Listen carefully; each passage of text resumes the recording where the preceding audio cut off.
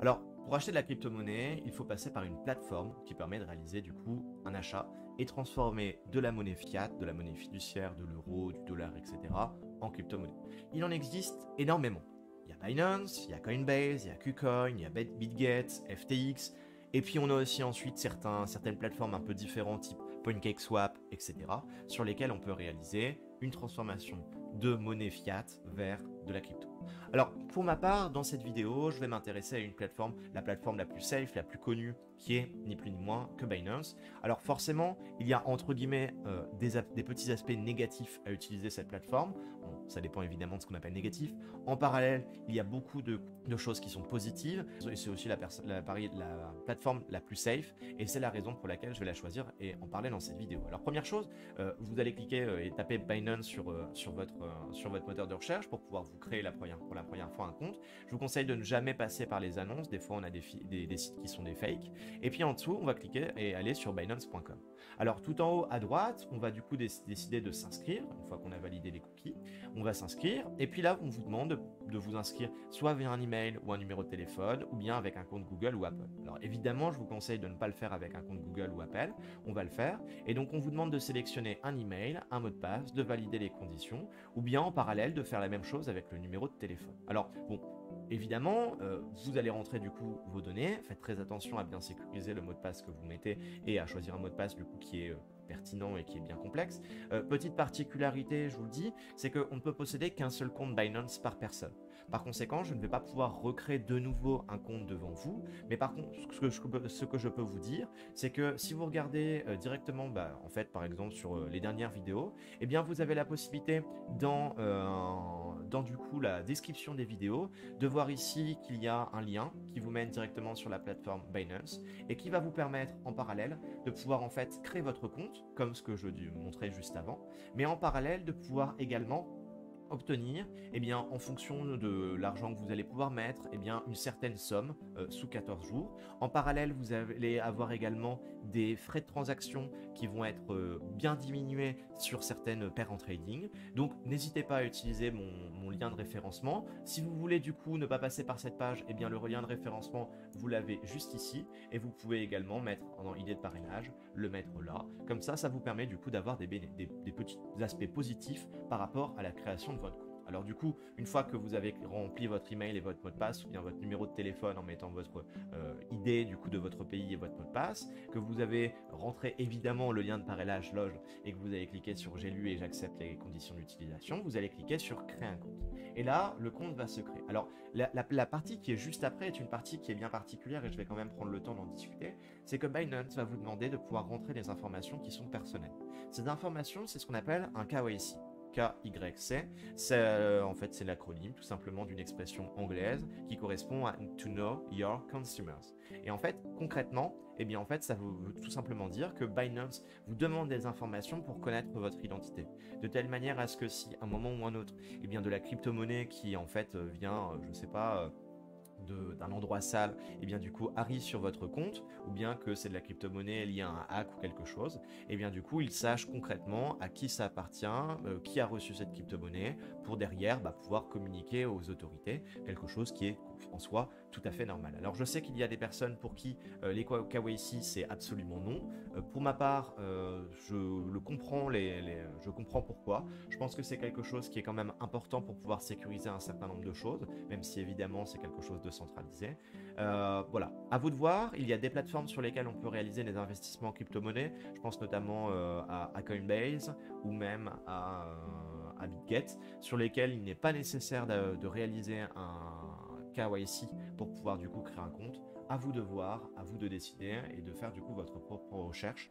On arrive une fois qu'on s'est connecté pour la première fois, du coup sur ici la vue de notre portefeuille vue d'ensemble du portefeuille. Alors ici évidemment j'ai soldé du coup et j'ai caché tous les soldes.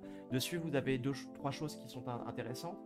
Les différentes transactions que vous avez réalisées qui sont ici à droite avec du coup les dates, etc. Vous avez du coup votre compte principal dont on va parler juste après ici. Et ensuite vous avez un onglet dont je parlerai dans la prochaine vidéo, l'onglet qui permet le earning. Alors moi ce que je veux faire c'est que je veux accéder à mon compte principal, donc je vais cliquer directement dessus. Et puis ici vous avez en fait l'ensemble des crypto-monnaies que vous possédez, mais également des crypto-monnaies que vous ne possédez possédez pas à la suite. Et donc ici, vous voyez que les crypto-monnaies qui sont présentes ici sont des crypto-monnaies dans lesquelles ce n'est pas juste les seules, mais j'ai investi, j'ai du coup de la crypto. De toute façon, si vous souhaitez avoir plus d'informations là-dessus, eh bien je vous invite à aller dans la vidéo investir pour la première fois en crypto-monnaie que j'ai posté il y a quelques jours, qui vous permet tout simplement en fait d'avoir des informations sur quel projet choisir, comment investir en crypto-monnaie, etc. Avec quel pourcentage de ce que vous souhaitez mettre dans le milieu. Bon, allez voir, intéressez-vous à ça et derrière ça vous donnera des petites idées et des petites aides pour savoir comment directement investir pour la première fois en crypto. Alors, moi ce qui m'intéresse ici dans cette vidéo, maintenant qu'on a du coup directement, qu'on est accédé à la plateforme Binance, c'est de réaliser un achat. En Bitcoin ou bien en BUSD. Alors, pour ce faire, c'est très simple. On va directement aller sur du coup la crypto-monnaie dans laquelle on veut réaliser un achat. Par exemple, moi je souhaite réaliser un achat et acheter du Binance USD, c'est-à-dire une stablecoin, une crypto-monnaie dont le cours est tout le temps le même. Je vais donc du coup décider de cliquer sur acheter. Lorsque la page se charge, on va vous dire du coup voilà, tu vas vouloir acheter du BUSD, donc vous allez recevoir du BUSD, et à la base vous allez mettre quoi? Vous allez mettre du coup des euros. Ensuite, une fois que c'est fait, vous allez écrire le montant. Moi, pour la vidéo, je vais acheter 49,19 euros et donc du coup, ça correspond à cette quantité-là en BUSD. Je vais cliquer sur acheter BUSD. Et ensuite, une fois que c'est fait, on vous demande de sélectionner votre mode de paiement. Alors super, on va donc maintenant, une fois que c'est fait, cliquer sur confirmer. Et une fois que c'est confirmé, on vous montre une interface avec la quantité de BUSD que du coup vous obtiendrez, avec le prix, pour un BUSD qui est de toute façon le Binance USD est adossé au dollar, donc c'est approximativement tout le temps à peu près 1 euro et quelques. Évidemment, ça dépend non pas du cours du marché, mais du cours de la cotation entre le dollar et l'euro. Et vous voyez quelque chose de particulier, c'est que sur cette ligne, vous avez les frais de transaction. En fait, pour faire simple, et il y a la page qui est ici, lorsque vous voulez réaliser des frais en payant d'une monnaie fiat, donc vous avez plein de monnaies fiat ici, et donc là vous êtes sur un frais de dépôt, et bien vous observez que lorsque vous réalisez du coup un achat en crypto-monnaie via carte bancaire, et bien vous avez entre 1,80 et 2% de frais appliqués sur la plateforme Binance. Alors là, je vous invite évidemment d'aller sur d'autres plateformes, de faire des comparatifs, puisque sur d'autres plateformes, et bien du coup, les frais sont moins élevés. À vous de voir. Évidemment, si vous réalisez du coup un achat avec d'autres comptes ou bien même par virement bancaire, par SEPA, si vous décidez directement d'acheter beaucoup plus que 50 balles, et bien dans ce cas-là, je vous invite à le faire. Une fois que c'est fait, vous allez cliquer sur actualiser.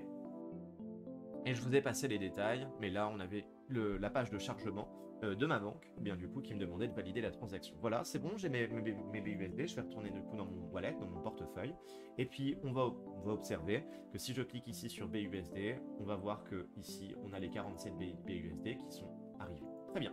Alors la dernière chose pour conclure dont je souhaite absolument vous parler, et c'est essentiel de l'avoir en tête, c'est de parler un petit peu de fiscalité.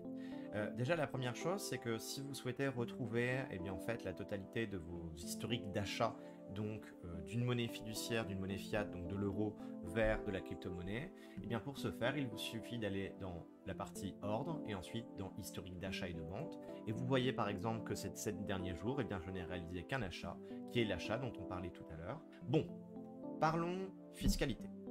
Pour faire simple, lorsque on réalise un achat de crypto-monnaie, c'est-à-dire que je transforme des euros ou des dollars vers de la crypto-monnaie, il n'y a aucune fiscalité qui s'applique.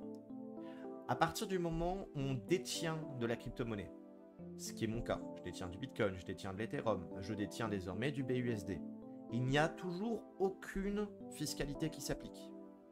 Mais par contre, à partir du moment où, en tout cas c'est comme ça dans la loi française actuellement, à partir du moment où on va transformer de la crypto-monnaie, y compris des stablecoins, à partir du moment où on transfère de la crypto-monnaie vers une monnaie fiduciaire, c'est-à-dire vers de l'euro, vers du dollar, vers du yen, etc., à ce moment-là s'applique une taxe. Cette taxe, tout simplement, c'est une taxe qui va correspondre en fait au pourcentage de gains de pertes que vous allez réaliser, qui, on va simplifier, est de l'ordre de 30%. Et par conséquent, il est nécessaire de pouvoir, dans ces impôts, lorsqu'on transforme de la crypto-monnaie vers une monnaie fiduciaire, eh bien d'informer les impôts que du coup il y a eu telle quantité qui a été transférée et tel a été le gain, je veux dire le bénéfice. Parce que si par exemple je viens à mettre, je vais simplifier, eh bien 49,19 euros en crypto-monnaie aujourd'hui. Si dans 2 ans, eh bien je me retrouve avec non plus 49 euros, mais 100 euros, que je transforme de crypto-monnaie vers une monnaie fiat, eh bien dans ce cas-là, le gain que j'ai réalisé de approximativement 51 euros, eh bien ce gain-là, eh bien va subir une flat tax. En parallèle, il y a une deuxième chose aussi qu'on peut avoir en tête, c'est que lorsqu'on ouvre un compte sur des plateformes type Coinbase, Binance, FTX, etc., eh bien, comme c'est des plateformes sur lesquelles on peut réaliser du trading et des investissements, par conséquent, il est nécessaire, lorsqu'on réalise sa déclaration d'impôt, de déclarer le fait qu'on ait créé un compte sur cette plateforme. Alors, cette procédure, qui n'est qu'une procédure déclarative de l'ouverture d'un compte à l'étranger, puisque ces plateformes sont à l'étranger, c'est la même chose si on a un compte Revolut ou autre.